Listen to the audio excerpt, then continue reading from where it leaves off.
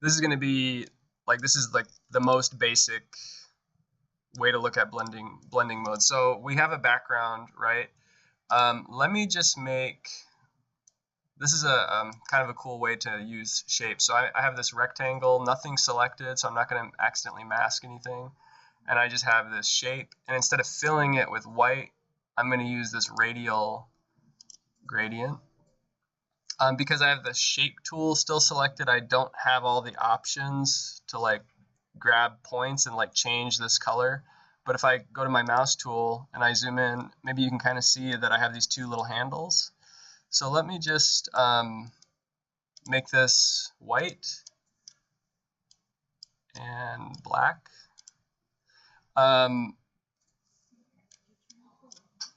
Oh yeah, please do. So in so blending modes relate a lot to math, and when we're looking at colors, the easiest way to look at colors as numbers is black and white. So black is 0, white is 1. I'm going to turn off this layer. So remember, we have this yellow behind us, right? So if I switch this blending mode to add, anywhere that there's black, it's going to add 0 to the rest of the image. So adding 0 to this yellow is going to leave it as yellow.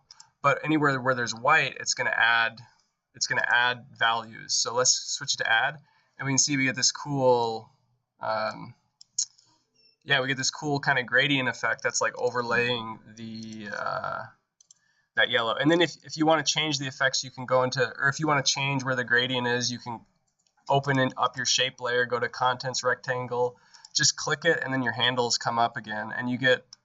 So that is the add. That's one I use a lot. So let's go back to normal. If we look at multiply again, anywhere that it's black, it's going to multiply this image by 0. So 0, like let's pretend this yellow is a value of 100 or whatever.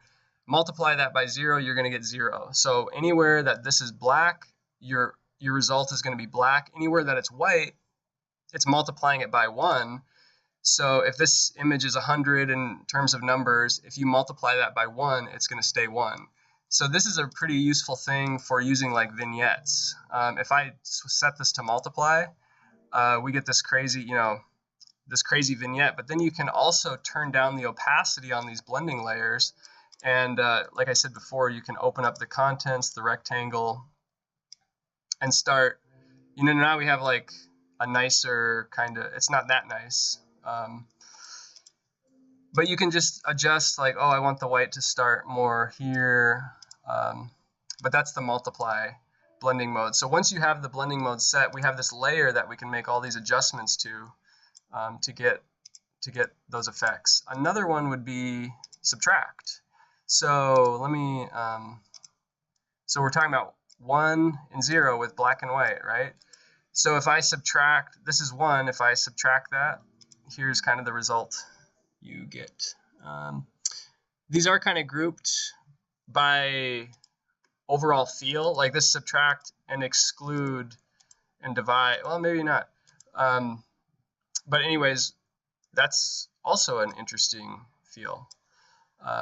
It looks like it's burned paper or something to me.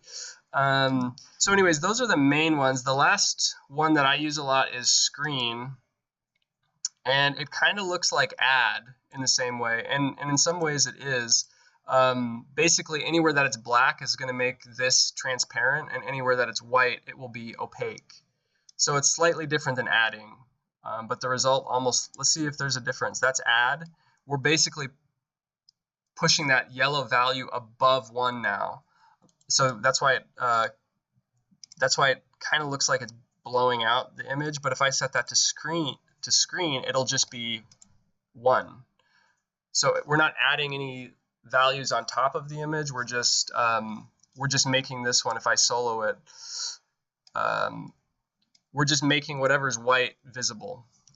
So anyways, that's the basics. Like divide, it starts to confuse me. Like, oh, that's 1 divided by yellow. Like that's where it starts to get a little abstract to me. But if you want to just cycle through these blending modes, if you hold Shift, and have that layer selected, and then hit the plus button at the top of your keyboard, not on the number pad, or the minus button. You just can cycle through really quick and be like, well, that looks awesome.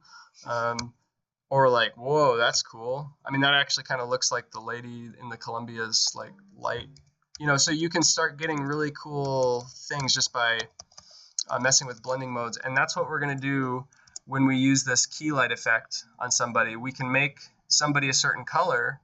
Let's go to the, you know, we can make somebody a certain color, and then when they cross in front of somebody else, let's see, where is that?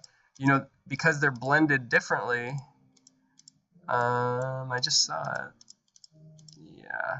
You know, you get a different interaction right there. Who knows? Maybe this was set to subtract.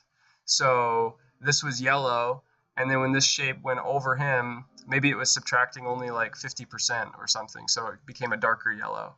That's one way that you could achieve that effect. But anyways, the takeaway is sometimes you just have to cycle through them and see what looks good for that condition.